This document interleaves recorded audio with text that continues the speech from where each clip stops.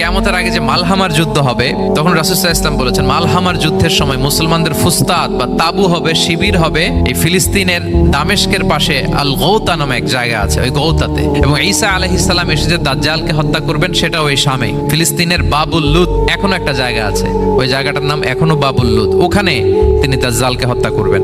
এবং সেখানে একটা সাদা মিনারা আছে, ফেরেশতার পাখায় ভর করে ঈসা আলাইহিস সালাম তখন সেখানে নেমে আসবেন। ওই ফিলিস্তিনের ওই শাম দেশের ওই মিনারার পাশে তিনি এসে পৃথিবীতে তিনি নুজুল করবেন, নুজুল ঈসা আলাইহিস সালাম, যেখানকার বেথলেহেমে ঈসা আলাইহিস সালাম জেসাস ক্রাইস্ট তিনি জন্মগ্রহণ করেছেন, ঈসা আলাইহিস সালামের জন্মস্থান। তাহলে তিন জাইতুনের শপথের মাধ্যমে মূলত আল্লাহ তাআলা ঈসা আলাইহিস সালামের জন্মস্থানের শপথ করেছেন, কারণ সেখান থেকে ওহী বিচ্ছুরিত হয়েছে, ওনার কাছে ইনজিল নাজিল হয়েছিল। এবং এই শামের মর্যাদার ব্যাপারে অনেক কথা আল্লাহর হাবিব সাল্লাল্লাহু আলাইহি ওয়াসাল্লাম তিনি বলেছেন। আল্লাহ রাসূল সাল্লাল্লাহু আলাইহি ওয়াসাল্লাম যখন মেরাজে যান তখন মক্কা থেকে এই শাম দেশে ফিলিস্তিনের বাইতুল মাকদাসে রাসূল সাল্লাল্লাহু আলাইহি ওয়াসাল্লামকে নিয়ে যাওয়া হয়েছে।